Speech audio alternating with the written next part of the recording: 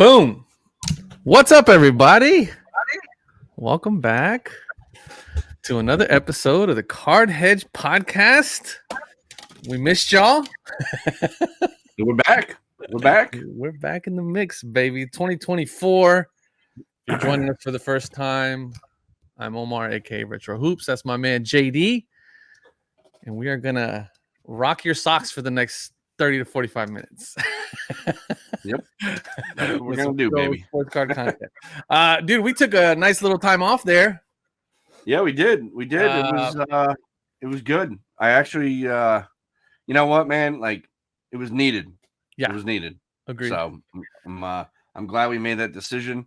And I'm glad, for we've spent a good month talking about various ideas, show formats, things that we want to do. So we've changed up the whole show. And let's, we're gonna roll with it right now, and we'll see what happens, and we'll go from there. So yeah, that's right. Happy New Year.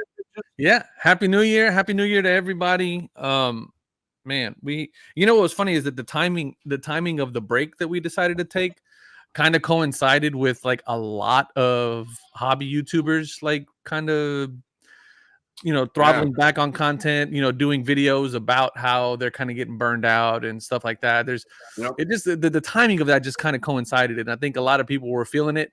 But we're here for the long haul, right? And we just wanted to make sure that we're rejuvenated, and obviously the holidays is a big time to spend with the family, and I did a crap ton of traveling towards the end of the year last year, so schedules were a pain in the ass, but we're back. So that's good. And like you said, man, one of the big changes I think people are gonna notice, if they don't, well, we're gonna tell them right now, is that we are going to do everything in our power to cap these at about 30 to 40 minutes. Yeah, correct.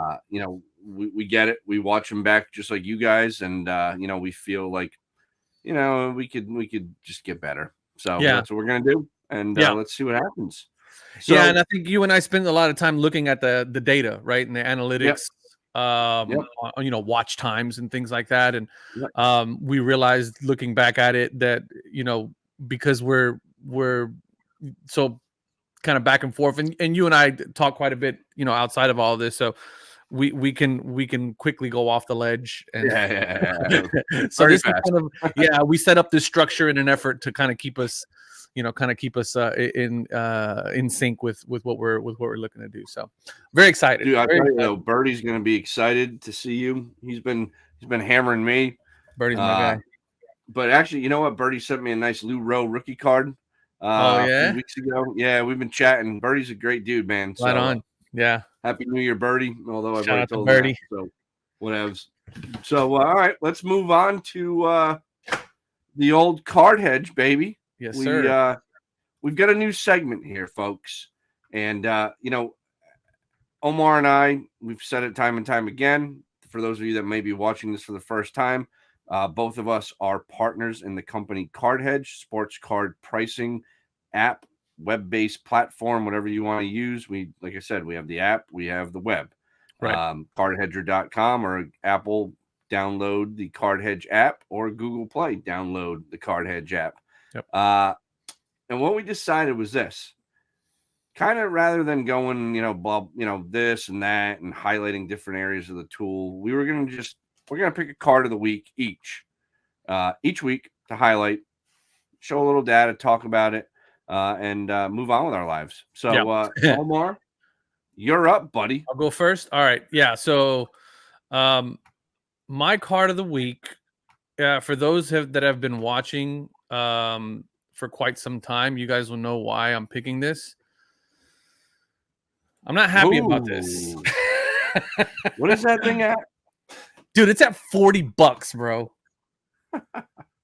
It's at $40. You and I bought in at what? $1.50, something like that? 50. Yeah. So I only sold mine for 75. So see, and I held mine. See, that's the thing, is I held strong. And he's playing well, dude. He's playing really well despite what everyone's saying. Now, I'll give you a reason. So this is kind of the beauty of what what we try to pull through on Card Hedge, right? So for those of you who are just joining, maybe just now getting into the hobby this year, right, in 2023, you guys won't know the madness that was 2019-2020 NBA Prism, Panini Prism, and the absolute madness around Zion Williamson. Zion was a huge prospect coming out of Duke. The guy was all over the place. He got drafted to the Pelicans. And for the hobby, this guy was the top dog. I mean, we're looking at, this is his base prism, but I think his silver prism was like upwards of 10 grand. Yeah. It got all the way up to 10 grand. So, but as you can see, one of the things that we have on Card Hedge, I think we go back as far as 2019, 2020 on some cards, 2019 on some cards, or 2020. Yeah, 2019 is the earliest we'll go. Yeah. So that's kind of when we started pulling the data for the database, all the pricing data. And just look at this fall from grace. I mean, this is absolutely insane. It's crazy. Sometime last year, around October of last year, no, October of 22, right? Somewhere around there. That's when you and I got in. And I'll try to find the episode. But me and JD bought one live, both of us. We pulled the trigger on one and just kind of figured, hey, it can't get any worse than this, right? Boy, were we wrong. Wrong. We figured it couldn't get any worse than this, but we were absolutely wrong. But as part of my bringing this up, you mentioned right off the bat that he's still playing really well. He's playing well. I want to say he's playing really well. I think he's playing well. However, I can't help but think that either at the end of this season or the beginning of next season, because he didn't keep up with his weight clause on his contract. So his contract is no longer guaranteed. So there was a clause in his contract that said that if he gained an excess of a certain amount of weight, his contract was no longer guaranteed. So the Pelicans have the option to move him, I think, if I'm not mistaken. And those of you that follow the contracts and stuff like that, let me know down in the comments if you know the specifics. But if I'm not mistaken, the Pelicans have no ties to him anymore. He is no longer a guaranteed contract, and they can move him. Now, what I'm waiting for, and the reason why I have yet to sell, because I have multiple cards of his, the reason why I have yet to sell is because I am waiting for him to get traded to another team. And once he's gone, and I think he's going to end up in New York. Once he's gone, oh boy, I think he's gonna completely turn into a different player. I don't think he wants to be in New Orleans. I think his numbers that he's putting up now are strictly because of how well he can play. But I don't think he has zero drive. I mean, he is beast moding it right now by simply being out there so he doesn't get fined, right? All right. So that's my contention in all of this, right? So after all the crap talking you did about Alperen Şengün and all the crap I gave you, I'm here to say live that I'm sorry. You were right. Thank you. And I just bought 3 of his rookie cards, and they're coming in. They should be in tomorrow. The kid is an absolute he's a beast. He's a beast. Yeah, he's an absolute beast. He's been the last 9 games, JD. He's averaged 28, 6, and 9. Yeah. He's almost averaging a double-double, a 20-plus point double-double. The kid's amazing. He's a monster. He's a monster. So, all right, Zion, good pick for you. Good. So that's my pick for this year. A little egg on the face, but I'm still holding strong. I think there's still some potential there for him. So, all right. I'm not going to doubt you anymore. As much as I want to, I'm not gonna. I know a little something when it comes to the basketball side of things. Just a tiny bit. My turn now. My turn. Here we go. I am going to go with a classic 1990 Leaf Frank Thomas rookie card. Wow. This is a card that I had as a kid. Love Frank Thomas, Hall of Famer. Yep. 500 homers. Gosh, what did he have here? 301 career batting average, 1,700 RBIs. Guy was just stud. Yeah. Didn't didn't win a World Series, couple of MVPs. This is a card, in my opinion, that sort of is one of those cards with the 89 Upper Deck Griffey that helps to sort of it's like one of the poster cards of Yeah. 90s baseball card collecting, right? Yeah. And everybody my age that collected baseball cards back in the early 90s wanted this card, had this card, or whatever. It's funny enough, I have most of his rookie cards, but this one. Really? Yeah. And it bothers me, and that's something we're going to talk about in a couple minutes. Yep. But this is a card I think $178 right now. You look again, the craze. Craze is the craze for everybody. It doesn't matter who. Right. This thing got up to $889 supposedly. I can't go back at this point and look because this is from 2021. But you get the idea. This thing in here was even $500. So what? Okay, so what caused that? Because that is mid 2021, right? No, early 21, right? This is that fake February. This is when this is the exact time when everything went bananas. So it's sort of whatever. I mean, even if I got rid of that, kept it down here, it's still $500-600. Yeah. Which is crazy for a card that's paper, a pop of like 4,000 plus. Right. But I do think at this point, I'm one of those guys, one of those collectors where I think this is an appropriate value for a guy that is in the Hall of Fame, and from my era of playing and growing up and watching a guy, like I have no problem with this card at $500. Really? At $178. You know what I mean? Even though it's paper, because this is what paper. Yeah. So what's the pop? What's the pop on the 9? 12,428. So pop on the 8 is another $4,000. Tougher card to gem. Maybe it's one of those things I'll break down a little video on or something. Yeah. But regardless, it is what it is. That's my card for the week. So if you don't like it, I'm sorry. But what's the price disparity between a 9 and a 10 on that? Because I saw the 10 at 178, but what's the 9? 6x. Wow. Yeah. Yep. Yeesh. Yep. So those are those cards. If you can hunt a 9 and find a good one, yeah, they're almost worth it, right? Mm-hmm. And that's one thing that I was looking at on the Shingun Prism Silver is a 9. I'll throw this up and then we'll move on real quick. A 9 goes for 44, and a 10 goes for 250. And that's what I actually get one of these coming. Yeah, and so I got. That's why I'm banking. I'm hoping for a 10.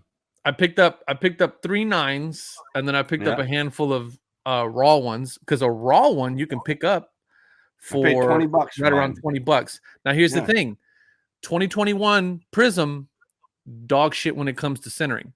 So even though the raw on average goes for about $20, if you go back and look at the sales history, there's a few blips in there, right? So like there's like a handful of blips that are selling for like $30-$40. It's because they took good pictures and the centering is perfect. Like the centering looks good. Because 21 Prism was so bad that the centering is visibly, I mean, you could take a snapshot with an old school Nokia and see how bad the centering is, right?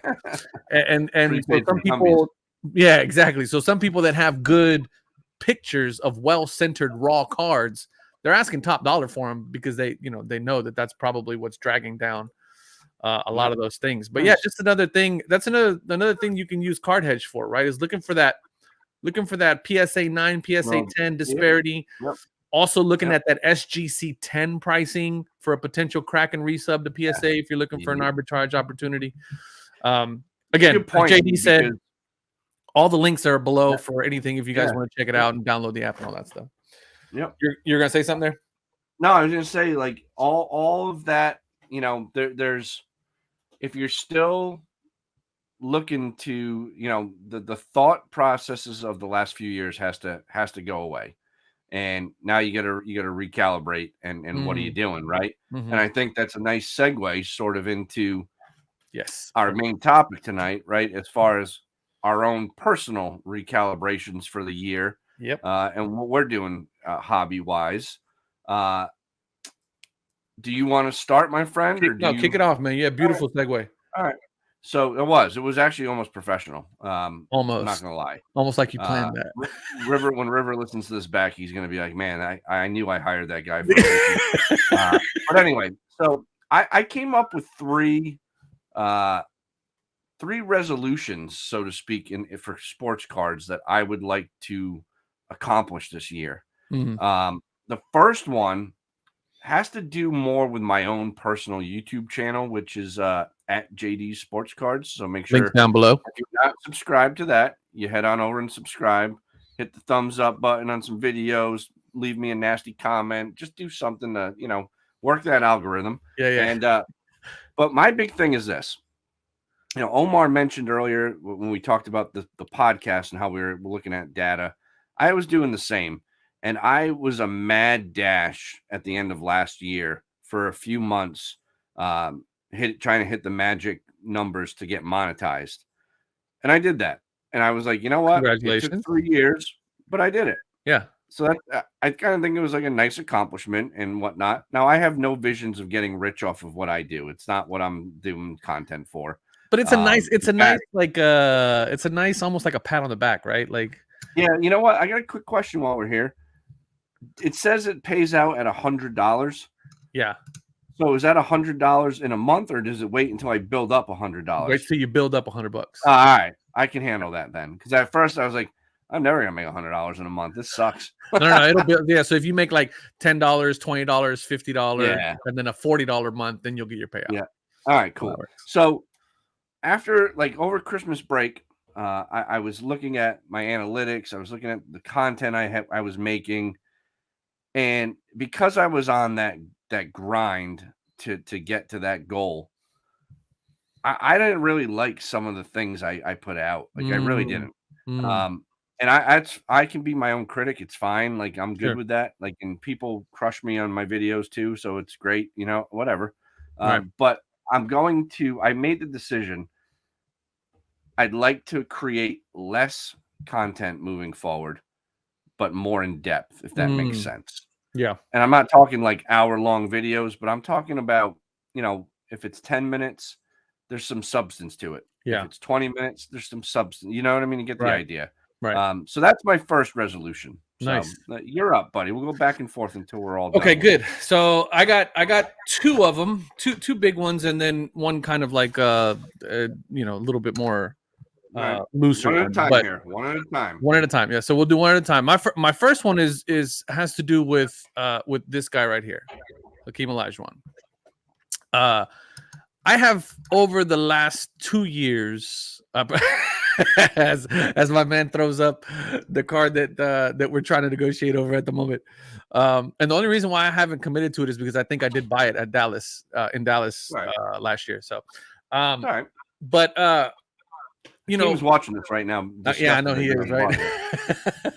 Keep my bad, man. I'm trying. A huge part of my love for basketball came from watching basketball with my dad, watching the Rockets, and watching Hakeem Olajuwon. My dad's favorite basketball player was Matt Bullard at the time. And I was a big dude. He loved Matt. I don't know why. My dad's like, Matt Bullard doesn't like Matt Bullard. My dad's like the most Mexican guy in the world. Like he knows like very little about anything, but he knows what he likes. And for some reason, he just loved the way Bullard played. I don't know why. To this day, and he's actually a broadcaster for the local sports news channel. Or he was a broadcaster. Oh, really? Yeah. So, and every time we go to the game, I always see him, and I always try to yell at him to try to see if I can get his attention, just so I can tell him that story. Because, I'm pretty sure he appreciates anybody who on the court. But anyway, I really want to get back to because I have a lot of Olajuwon cards. Obviously, I have a lot of modern Olajuwon stuff as well. And it's that 98 through about 2001 cards that I really kind of want to get back into, focusing a little bit more on picking up that stuff for the PC. Sure. Because I haven't, cards like the one that you just showed, right? Cards like, I want to pick up an autographics at some point this year, an Elijah autographics. I want to pick up, just kind of some more of that kind of stuff. Yeah, I got one of those, and then I got the big dog right here, the big cheese right here. This is kind of one of my prized possessions. It's it's only a 7, but hey. Oh, I know what you don't have. The only one in existence. Why is that the only one in existence? PSA 10. It's a Pop 1? Pop 1. No way. Oh, that's a gold. That's why. Yep. God, you're gonna hit me over the head, aren't you? Nope. All right. Anyway. We're buddies. Anyway, so that's I think more than anything, it's kind of getting back to picking up some of those items. I sold off quite a bit. I was doing that 19 to 20 rainbow chase. I picked up the 1 of 1. I ended up selling it. I just, there's a lot of stuff there that I spent a lot of money picking up things that were like new and shiny, and it's great to have them and it's cool. I'm glad I was able to have those cards and then move them on and stuff like that. But the cool thing is I want to focus a little bit more on picking up some nicer, like high end, mid 90s, late 90s stuff, and kind of really boil down to some concentrated good cards for the one. I like that, dude. I like that. That's number 1. All right. My number 2, or my second resolution, and again, I think for anybody listening to this is a really good exercise for everybody to do in your own collecting journey or whatever it is you're doing, because I found, like, I started looking through some stuff tonight and I'm like, you know what? I didn't even know I had that. Time to move on. Yeah. But anyway, my second one, I'm actually going to steal a page out of your playbook here, my friend, and I'd like to set a monthly card budget. I do not operate with a card budget. I generally, anything $50 to like $150. If I see it and I like it, I buy it. And then depending on what it is, I grade it, sell it, grade it, keep it, whatever. Right. But what I've really learned here, looking through my cards and I have probably a row. Actually, I do like a full row, and I'm into like a next row of like Michael Jordan cards. Barring like I need a liver, those things aren't going anywhere. Every time I look at them, I'm like, no, I know I overpaid for that, but whatever. But then I have my star cards that I know I underpaid for, and are worth a boatload right now, and I'm like, can't do it. I can't sell them. There's some non-negotiables in there, right? Not doing it. But I looked at a lot of stuff. Anyway, so going back to the budget piece, I don't know what that number is yet, because I'm torn with, I got 4 kids. They're into all kinds of crazy ass activities. Yeah. Everything's expensive and whatever, right? Yeah. But at the same time, if I'm one of those people, if I don't have an outlet of some type of stress relief, I'm going to die. So like, I got to have something, and I just got to come up with a number that's going to keep me happy and not like just be kind of wild. And I think by doing that, it's going to kind of take a little bit from what you said with your first one, how you're targeting Hakeem in a certain era. It's going to allow me to focus more on the guys that I really want in my collection, the guys that I want to buy for flips and things like trades or whatever, and really just be able to do that much more with ease versus I'm buying this, I'm buying that, I'm buying this. I don't really want to get rid of that. Why did I buy that? You know what I mean? So so that's my number 2. I need to set myself a monthly card budget. Just don't know what it is yet, but I'm thinking a couple $100 a month. I don't know. We'll see. Just to kind of try to reel in like the impulsive stuff, right? Yes. Yeah. No, that's a good one, man. I think that's, You know what's funny though is that like having like because I've always had that idea, right? Like anything over $100, like I really got to think about it. You know what I mean? Yeah. But I've kind of set myself for more of a single card purchase, like ceiling, Yep. as opposed to like a budget, right? Like, Sure. which kind of helped that's kind of helped me. That kind of helped me in a big way, but it's also kind of what kept me from really being strategic about buying some of those bigger Elijah cards that I'm now wanting to get, right? So that kind of works into my second one. And it has to do with kind of the way that I've been acquiring cards lately. Now, you guys know we've done, and this is, I mean, I guess I can't really say it's not a plug because they're partners with us, with Arena. I've been doing so much trading on on Arena that it's crazy. Yeah. And I've managed to like really, get some awesome cards that I would like to have had. As of late, I've just kind of been letting the deals come to me. As people are just making me offers, like it's been good. But what I would like to start doing a little bit more of is making it a point to where I'm now out there searching a little bit more for the cards that I want and trying to communicate with those users and going like, hey, what do you need for this? Like, what would you like to have? And then figuring out a way that I can go get that card so that I can make that trade, right? And so the second resolution has a lot to do with more of how can I try to trade my way into some of these cards that I'm looking for, as opposed to trying to, and this it's not as opposed to trying to just buy them straight out. And this doesn't necessarily have to be on Arena, right? Like you and I are part of a lot of 90s groups and things like that. And that has to do with just making trades with some of those guys as well that have that have good reputations. Obviously, it's a little easier to do it on Arena because everything's like just done right then and there. But and our boy Mark from My Card Post too. You can always hop. That's on right. There and make some trades. That's right. So. Yeah. So he's exactly. That's and so that I just think that there's like so many avenues out there now, other than just jumping on eBay or ComC or Golden or whatever, PWCC. Like all those are great platforms, right? But there's so much else out there. There's so much other stuff out there that can help you kind of get to some of those cards that you're looking for. And even if it means buying something on one platform, taking it to another platform and making deals with it and stuff like that. Like I want to try to be a little bit more creative other than just kind of like sitting here on eBay and just kind of thumbing through and going, oh, that's a cool card. It's like, oh shit, what, $3,000? It's like, well, that's not going to happen. I'm not going to pull $3,000 out, like try to get a little bit more creative on how I can try to get some of these cards. Sure. Cool. So that's the second one. I like it. All right. My last one that I sort of jumped into my mind pretty easily. You and I started to talk a little bit about this before we went live, or we recorded whatever because we're not live.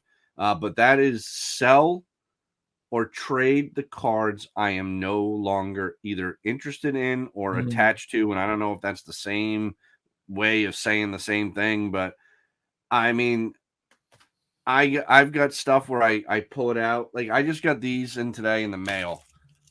Like 56 Bob Feller. Yeah. Right. I thought I got a pretty good deal on this. I just think it's a cool card. If you know the story of Bob Feller and kind of like what an American war hero he was during World War II, like it's just a piece of Americana. Yeah. Right? Yeah. And then this card I've owned a few times. It's a 69 decal edged Bob Gibson. Like for those that don't know, Bob Gibson tried to like hit me with his car once down in spring training. So like I love Bob. I have all kinds of like so like to me there's always a story there, right? So like that stuff I like, but then I have like this is going up tonight. It's a Fleer Shaq rookie Rising Stars Golden Book Shaq rookie card. It's pretty rare, perforated to 9. There's not a lot of these out there, trust me. No, there isn't. But I paid some decent cash, and I'm going to lose a lot of cash. Yeah. Whatevs. But I'm at that point where it's like I'm sort of recycling what I'm doing, and I've sort of made the decision. My basketball love right, is between two guys, really. Yeah. Michael Jordan, KG Kevin and Garnett. Jordan. Yeah. But at the end of the day, I would die for Michael Jordan. Yeah. So I'm gonna just move out of my KG stuff. You're gonna thin out the KG stuff. Hundreds of KG cards, and it's time. It's Yeah. time. Like I'm just kind of bored with it. I feel like the cards that I need or I want, the people that have them listed have had them listed for years. Yeah. And they're not budging on the price. Yeah, and I'm like, all right, bro. Like, so I'm moving on. I'm moving on. You know, and that's fair. Yeah, so that's my third big resolution, you know, for the year. So, wow. Okay. Well, my last one has to do with grading. I set up. So I did two things recently. You guys know I love hoops. My love affair with hoops is well documented. Yep. So naturally, when hoops released, I haven't bought a hobby box yet, which I need to do. But when hoops first released, I showed up. They showed up at Walmart. I bought like 3 or 4 blaster boxes, and I started ripping open a bunch of stuff. And I ended up pulling about 6 Wembanyama's. And damn. Yeah. And my initial thought was like, sell them raw, like just throw them out there, sell them raw. And so I jumped on eBay to see kind of what they were going for. And I was like, you know what? I'm into these blaster boxes for a few bucks. Let me see what I can do out of this. Wait, so let's stop for a second. You pulled 6 Wemby rookies out of a blaster box? No, not out of one blaster box. I bought 3. I bought 3. Yeah. 3 blasters. That means 3 blasters times 2. That means there's 50 billion Wemby rookies out there. Oh, dude, let me tell you something. When I pulled that first, so what was interesting is that I would pull, and I recorded it, but I didn't record because my camera was acting weird. I would pull the Wemby, and then I would pull the tribute right behind it. Oh. On all 3 boxes. That's how it happened. Really? Yes. Really? Like no correlation whatsoever. Like that's how it happened. Then I go back and I buy a winter box and one winter blaster box. In that one winter blaster box, I pull a Wembanyama, the straight up rookie. I pull right behind it the tribute, and then at the end of the pack, I pull a hollow. What's the season's greetings? Wembanyama hollow rookie winter edition. So in one blaster box, I pulled 3 Wembanyama rookies. That's insane. Yeah. So it was just kind of weird. Anyway, so what I did was I was like, man, let me send instead of selling them raw, let me see what they'll do. I send them off to SGC. I get them graded. They come back in like 10 days. I throw them up, and then they go for like triple the price. I had 2 SGC 9.5. Yeah. 2 SG. The two tributes were 9.5s, and then the 2 base rookies were 10s. And I think I got made a little money. I made a little cash because it was $15 to grade them. And so the two I think the 10 SGC base rookie, one went for like $63, and then the other one went for like $58. And then the tribute ones, one of them went for like 48, and then the other one just sold for like 25 or something like that. And the reason why that last one sold for 25 is because I messed up when I set the schedule, and it ended up going like a week later for some reason. I was like, what the hell? Gotcha. Like that was just kind of weird. But if you look on Card Hedge right now, Wembanyama prices are cold, ice cold. Because the Spurs, they suck, right? I mean, like they're not doing anything. So anyway, at the same time that I did that, I also sent a big order to PSA because they were running a special in December for 90s basketball. And I had a ton of Michael Jordan hand-cut 1990 Panini stickers that I had been sitting on for quite some time. And I was going to send them to SGC, but man, the prices that you can get for an 8, 9, and 10 in that card or in that sticker are insane.